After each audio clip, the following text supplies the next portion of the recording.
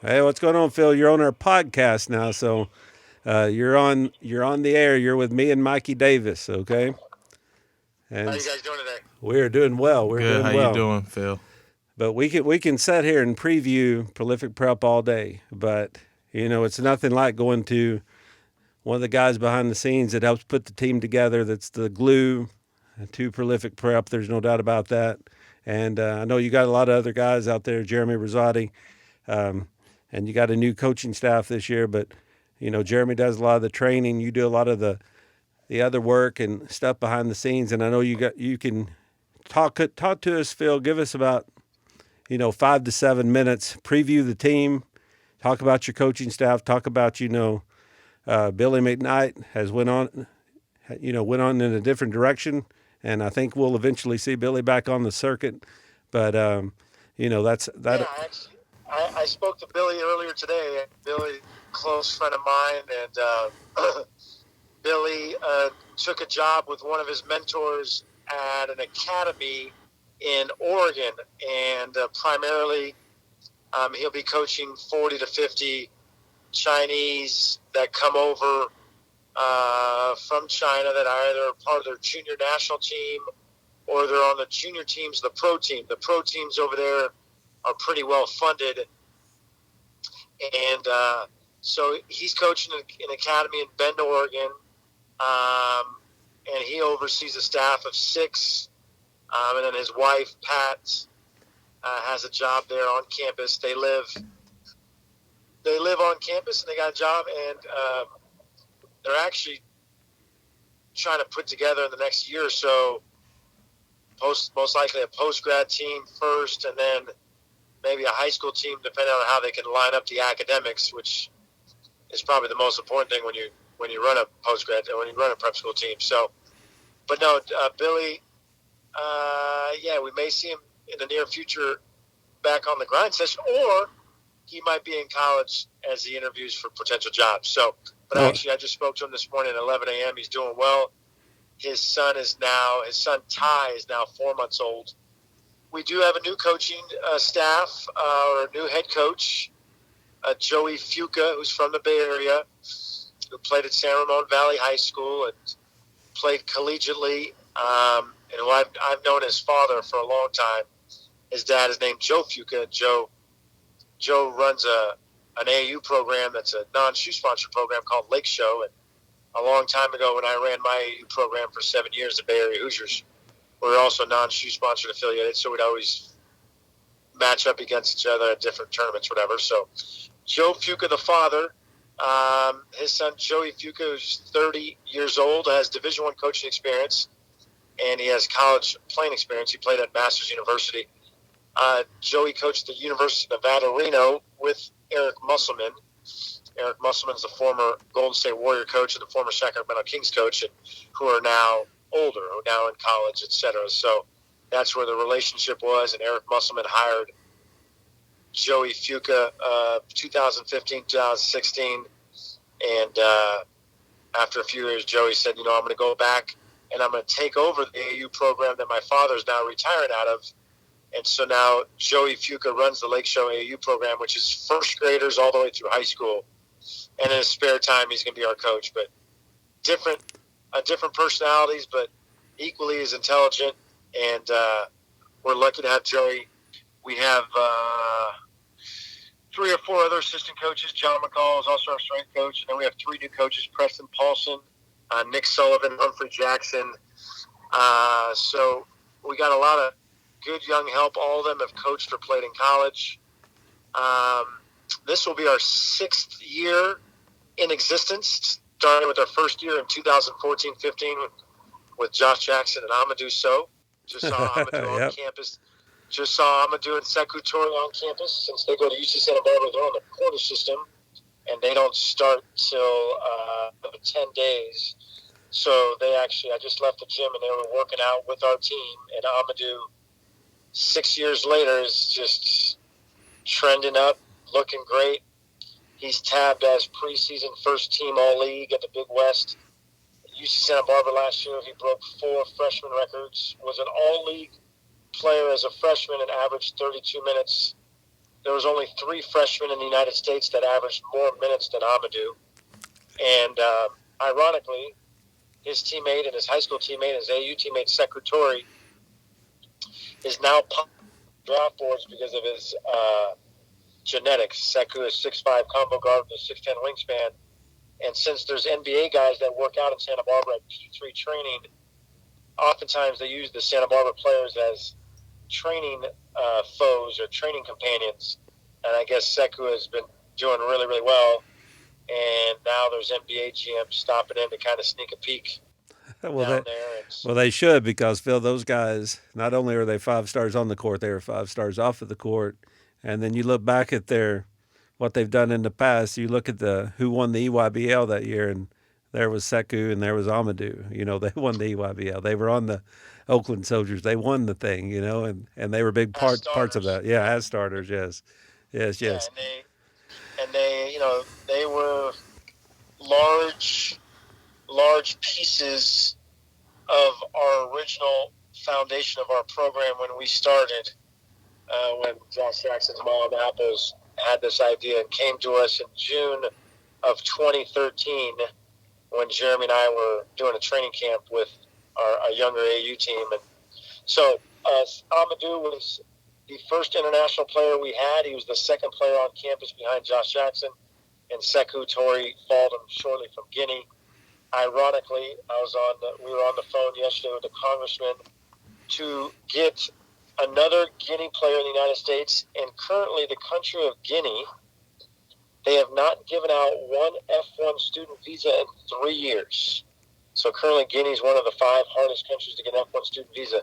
And we have a player named Nfadama Dabo, who's a 6'7" point guard, that interviewed yesterday and is going back tomorrow for a second interview, and we're crossing our fingers that he gets his F1 student visa, but we don't know. But Sekou Touré's uncle was his youth coach, and Sekou Touré's uncle called us and showed us some film.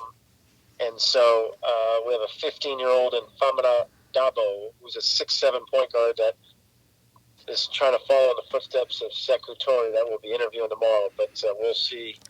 But yes, we have a new coach. Well, good luck with that. And here's the way we're going to do it. If you don't care, Phil, yeah. I know that. No, we're good. Okay, I'm just going to me and Mikey. I'm going to say the first player. He's going to say the second player, and then you just go and you tell us all about them, introduce them, and let's just start with a guy, a 5-star that's been with us, for a while now, and probably the best shooter in high school basketball. Can put the ball on the floor.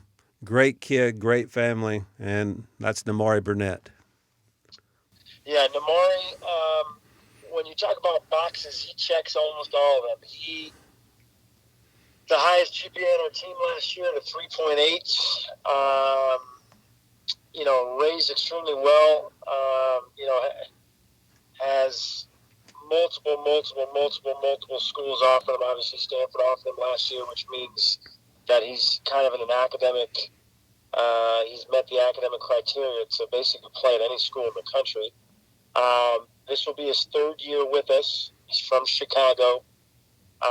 He is a combo guard, measured at 6'4". Now, mind you, our program measures our guys the first week of September, the first week of January, and the first week of May, and we try to track heights and length and wingspan because we believe it's really important. So Nimari Burnett is 6'4" combo guard who has a 6'9" wingspan. For us, plays multiple positions. We don't really have positions, but if he gets it off the glass, he'll be the point guard. If not, he'll be a lead guard, whatever it is. And his primary things he does well on the floor is he's a really, really good shooter. He's very intelligent. He's good off the bounce. And he had a great summer. He won the gold medal with Team USA on the 18 and under 3-on-3 World Championships. So he played in Mongolia in June in the World Championships for Team USA, won a gold medal.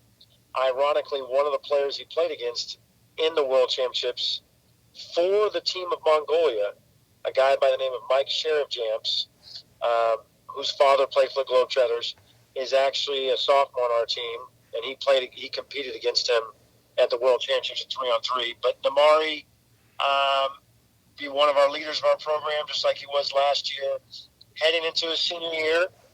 And he's a candidate for the McDonald's All-American game. And he is poised and primed, coming off a really good year, back-to-back championship game appearances in the EYBL Championships with Team Why Not. Team Why Not was in their second year this year, and he led them the first year to the championship game, and they lost. And then this year they lost in overtime in the championship game in July in Peach Jam. And Damari had a great summer. We'll be at USA mini camp in October next in 2 weeks when they compete for 12 spots for the Nike Hoop Summit team. And so we hope Damari, who has been on the big stage and was very close to breaking the Marshall County individual scoring record last year at 41 points with 8 minutes left in the game, and our staff did not realize, and I was trying to call our staff in the middle of the game, but Damari played the right way and didn't break the scoring record held by Monte Ellis, who was the 47th overall pick of the Golden State Warriors a few years back. But Damari is primed to have a great year because he's intelligent, he's healthy, he's skilled, and he's worked really hard. And so we hope that he attains all the success that he aspires to attain. Yeah, and Mikey wants to ask it. Mikey, who do you want to ask him about? Who kind of piques your interest on that roster besides Damari? Let's talk about the other 5-star. You know, he played with Damari this summer in the AAU circuit on Team Why Not. You know, they call him the Unicorns. Talk a little bit about Jalen Green. Jalen Green transferred to us in March of last year. He actually was on campus when Prolific was playing in the Grind Session World Championships. He transferred at the end of the third quarter from San Joaquin Memorial High School. He was well coached down there, went to a really good Catholic school, and decided to make the jump for his senior year and really get a head start. So he transferred in the middle of the year last year. And Jalen is a quiet, workaholic, basketball-addicted young man who was raised really well, that just loves to compete. One of the youngest players in the country, was the youngest player on the 19 under USA gold medal basketball team this summer, where the 19 under team won the gold medal. That was Jalen Green's third gold medal. Jalen Green potentially could be the first United States athlete to win 5 gold medals under the age of 19 in world competition for basketball. If Jalen chooses to play in the World Championships this summer with Team USA at 18 and under, and if the following summer he plays on the 19 and under World Championship team, if he makes the team, Jalen has the opportunity to become the first youth to win 5 gold medals in men's basketball. So Jalen had a great summer. He played with Damari also on Team Why Not. They lost at the buzzer in overtime to Mocan Elite in the EYBL Finals. Damari Burnett took the ball out of bounds and threw an inbound pass. It was a tip to Jalen, and it went in and out, and they lost by 1. But Jalen had a great run in the EYBL. Jalen will also be participating in the Team USA minicamp in a couple weeks, where they're going to be vying for 12 spots for the Nike Hoop Summit team in April. And Jalen is better than advertised. He is very intelligent, an unbelievable passer, and kind of like Damari, they love to work. And that work ethic has kind of trickled down to the rest of the team. And it looks like this will be our most talented team in 6 years of our program's existence. And we're thankful and we're happy that we have 2 5-stars leading our team, and they are both in the backcourt playing together, making the decisions for our team. You know, Jalen has a very strong and a very wide fan base. You know, he went over to the Philippines and played for the national team, and when he went over there, they made like a biography video and like a documentary type, and he had fans from all over the country that were just in love with him. You know, he had a stellar performance over there, and he had a massive dunk that definitely took it over the top. And He's part Filipino. yeah, Quick story on that. My wife is half Filipino. I was in Manila at the airport on the Sunday of the EYBL finals. I had a 9-hour layover to the island of Leyte. We were going to fly to Tacloban. I was in Manila on that Sunday of the EYBL finals, and there was a 9-hour layover. And there's 200 people surrounded in this corner of the airport. And they were yelling the name of Jalen. I had no idea what was going on. So I walk over there because I had a 9-hour layover. I was with 17 of my family members.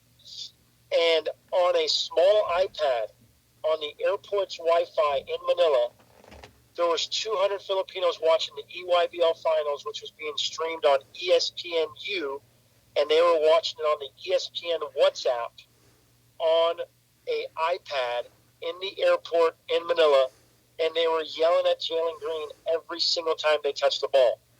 This was the most ironic and coincidental thing that happened. It was Sunday, July 14th or 15th, and I had a layover in Manila, and lo and behold, they're yelling at an iPad watching the ESPN2 or ESPNU live feed.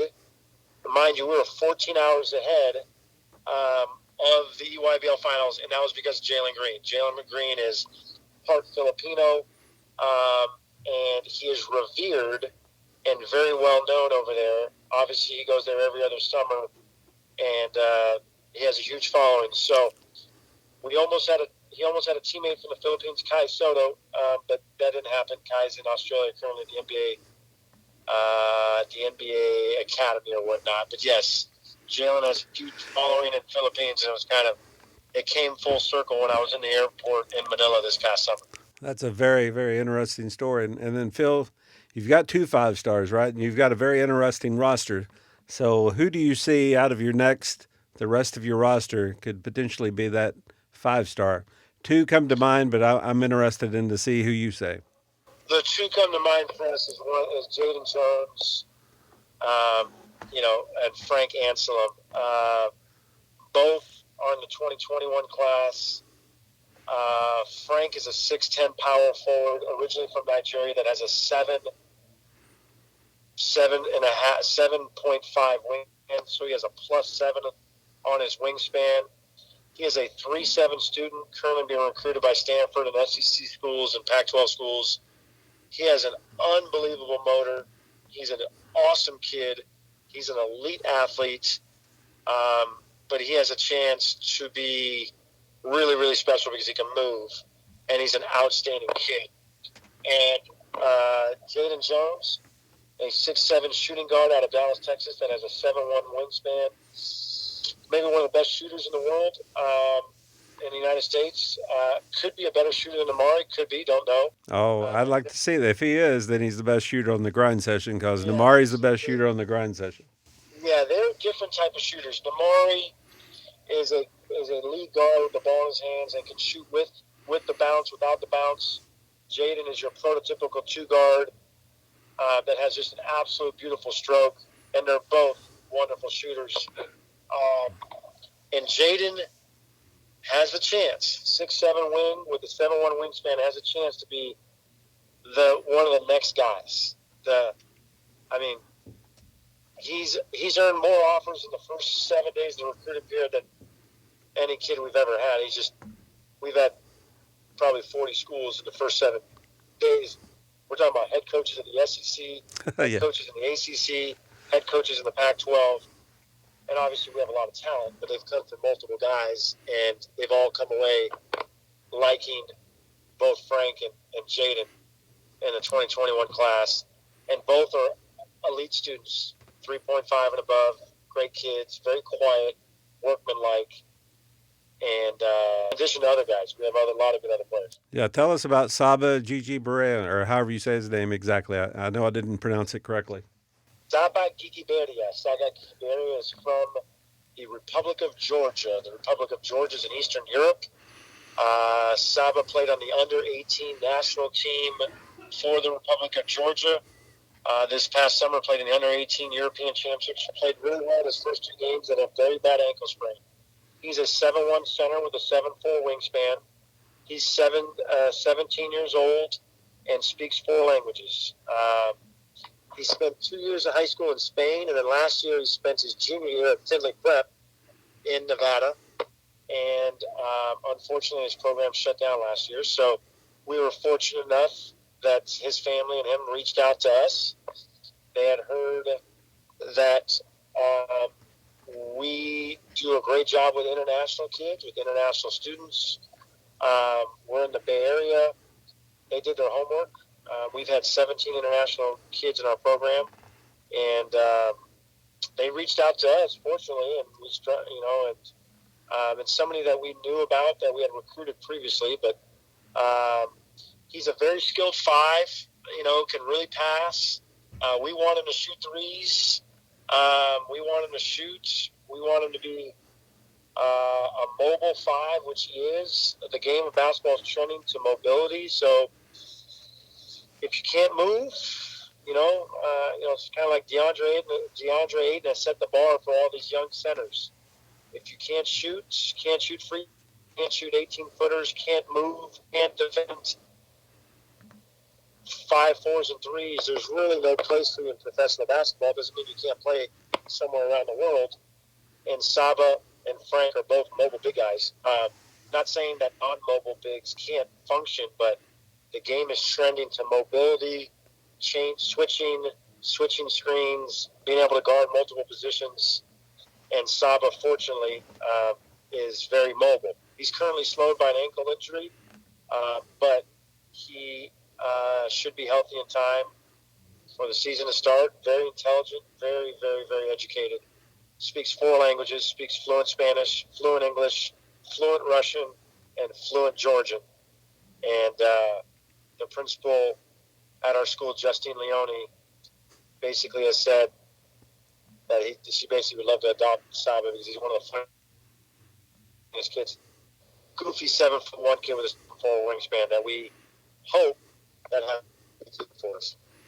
All right, Phil, if you will, just kind of give us 2 minutes, the rest of your roster, and then we'll let you go. Yeah, well, we have good pieces. Mawat Mag, returning senior, a power wing that plays 3 positions for us, has had an unbelievable fall. Probably has picked up 3, 4, 5 offers here in the first week. He's a senior returning wing. Coleman Hawkins is probably the more skilled 6'10", 6'11" power forwards in the country. His 2 best skills are probably the most in demand, which is the ability to shoot, the ability to pass. Yeah, you better not leave Coleman open out there on that wing. Yeah, Coleman Hawkins has a decision day on Saturday. He set his decision day on Saturday, so he'll be committing on Saturday. He's another senior. We have a kid named Falu Cisse, who's a 6'8" power forward from Senegal as a junior, who can guard 1 through 5, who just plays his butt off.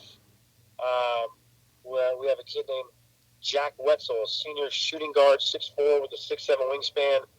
We probably have one of the best shooting teams in the country because our team can really, really shoot it. Mike Sherajams, a 6'7" shooting guard out of Mongolia. He's a sophomore who played on Mongolia's under-18 national team and is friends with Amari Burnett. He's kind of a combo guard at 6'7", a really good shooter. Jordan Pope, who's a sophomore who broke some records in the state of California last year as a scoring freshman guard. He plays the 1. He plays the 1 and the 2 for us. We have a 6'11" freshman from Haiti that potentially tore his ACL, but we'll see tomorrow. His name is Pierre Geneste. He's a long-limbed athlete that in the 4 years here will put a stamp and put himself on the map. Very, very talented.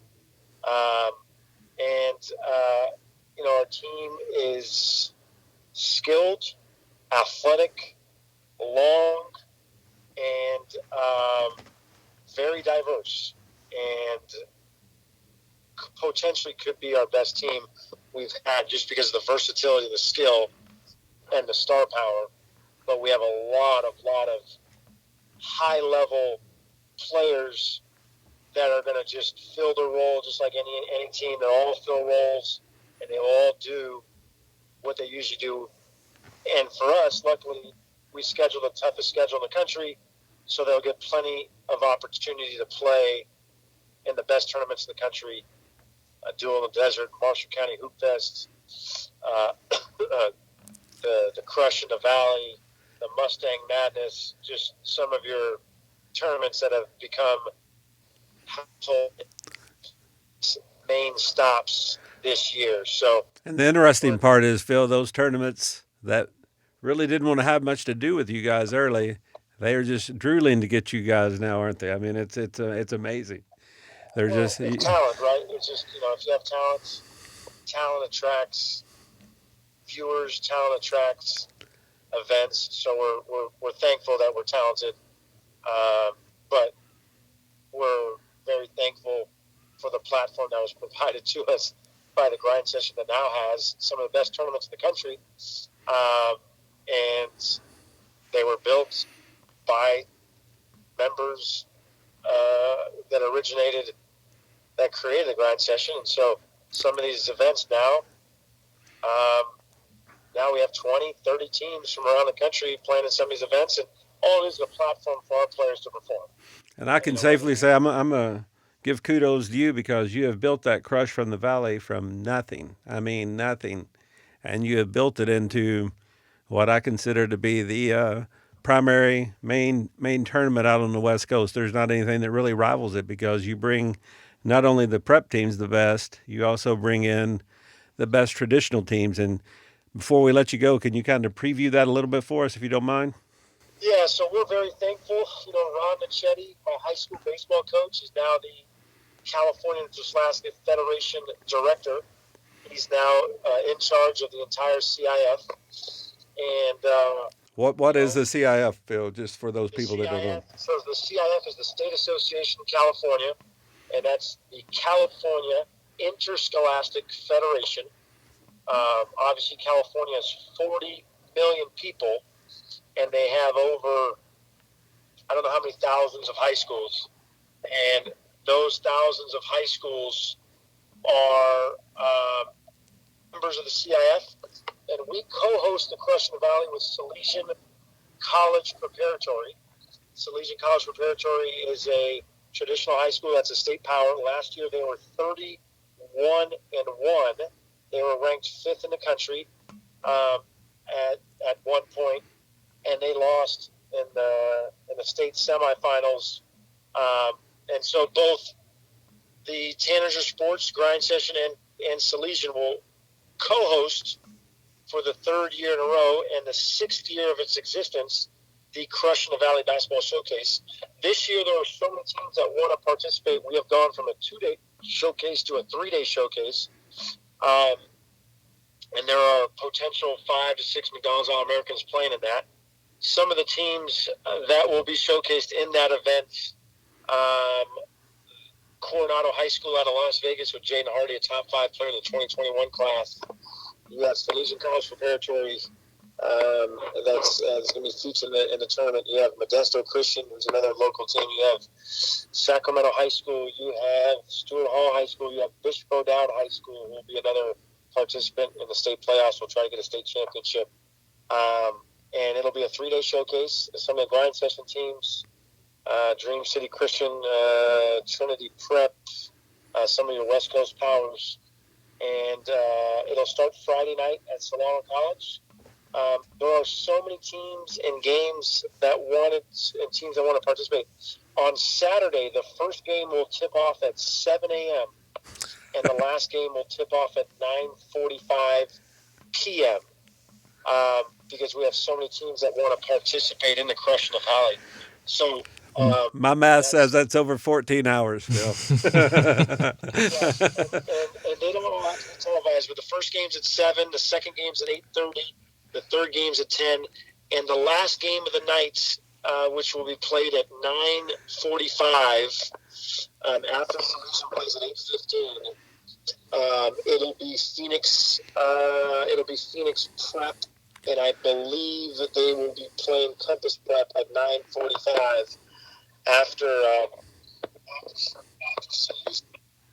Salesian College Preparatory High School plays at 8:15 on that Saturday night against Chaminade High School from Southern California, Los Angeles. The featured matchup of the day probably be Dream City Christian.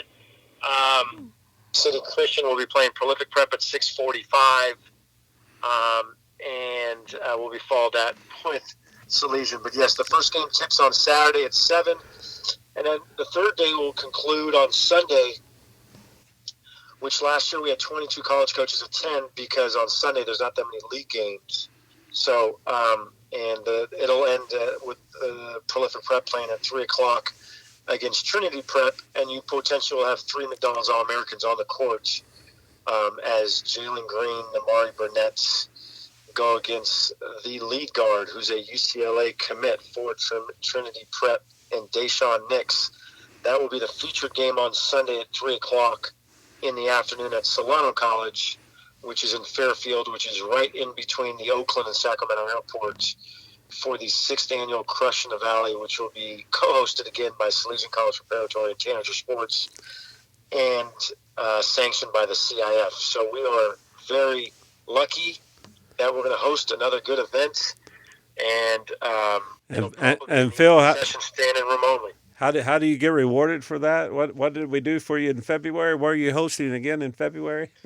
So in February, we gave you a second event, right? We're going to do the Crush in the Valley 2, which will be a Saturday and Sunday event, which will be just grind session teams of all the West Coast teams. And it'll be 4 games on each day on Saturday afternoon. And we're going to host a party or an event on Saturday night in downtown Napa at the Napa Theater. And we're going to host a party for all the grind session teams that come in that weekend on Saturday night. And it'll be co-hosted by our mayor, Jill Teckle. And it'll be also co-hosted by our board. And Tom Signorelli, one of our new kind of board members and helpers of our program, who's close friends with Joey Fuca, is going to throw a party for the grind session staff and for the grind session teams on Saturday nights. Because truly, as we go through this season, the grind session teams, which are sprinkled throughout the country, we see each other in a lot of different events, and we play each other on major platforms. And, even though we compete on the court, we are, we try to help each other off the court, and we're friends. And the players, are friends, and some of them maybe have committed to the same school. There's a lot of talent out west this year. So sometimes it's good to be away from the court. So that second Crush in the Valley, which we'll probably have a chance to breathe a little bit more, because the first event, we have 24 games in 3 days. We'll be able to, on that Saturday night, kind of throw a prelude end-of-the-year party as we head to the World Championships in Marshall County in the first part of March. And so the second Crush in the Valley will be Saturday, February 22nd, with games at 1, 3, 5, and 7, and then Sunday, February 23rd, with games at 12, 10, 12, 2, and 4. And then we'll kind of head towards the end as we get into seeding territory for the World Championships in early March back in Marshall County. So, and hey, by the way, no pressure on you guys, but we've talked to all the coaches and so forth, and you guys are preseason number 1, and that says a lot about how much you guys have grown, and y'all have had a lot of talent. But you're exactly right. This is probably the most talented team that you guys have put on the floor, but we're looking forward to it, and I really think you are probably going into preseason, the number 1 team in the country. I don't think that any team, prep team, traditional team, could beat you guys. If it was a best of 7, I just think that you guys are that talented. And so I'm not putting any pressure on. I'm just telling you that's kind of the consensus right now.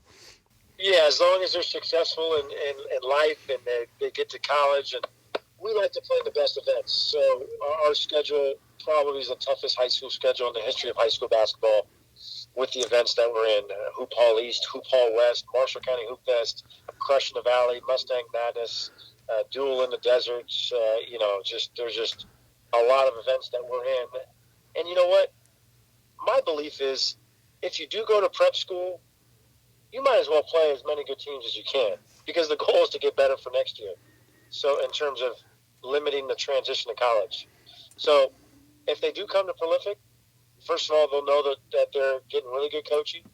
They're in one of the best places to live in the world, and they're going to have the platform to play literally probably in as many good events as any team can wish to play in if you're a high school senior. So we'll see. Yeah, maybe on paper we're one of the best teams, but our schedule is so competitive that we're going to have to manage things throughout the year. And what people don't realize is we travel the most of any high school team in the country. So even though we are high school players, sometimes that does have an effect with body clocks and whatnot. We never use that as an excuse, but we get on an airplane a lot, and we like it. We travel, and hopefully for entertainment purposes, this year's team will put on a very, very good show. They'll play the right way, but some of the talent on the floor will be on full display for the different events to see, starting at Duel in the Desert, then going to Marshall County Hoop Fest, which is probably that and Mustang Madness is two of the events we look forward to in the year because Kentucky loves their basketball, and there's just some high level teams at those events. So we'll see. Well, on paper we're pretty good. We'll see how it all shakes out, but we're thankful for the opportunity. We appreciate you, and we're going to let you go. But, Phil, we're going to be coming back to you now that we're doing this podcast. You can talk about so many subjects. Instead of me calling and having hour-long conversations with you, we'll just do it over a podcast with Mikey and Skylar and get Jesse in here maybe from time to time. And I travel a lot. I'm in my car. My commute to home was just cut in half by a podcast, and I appreciate the opportunity to talk about our program. You guys can call me anytime. Anything for you guys, we really appreciate it. Okay. Thank you for your time, Phil. We'll talk to you Phil. soon. Thank you.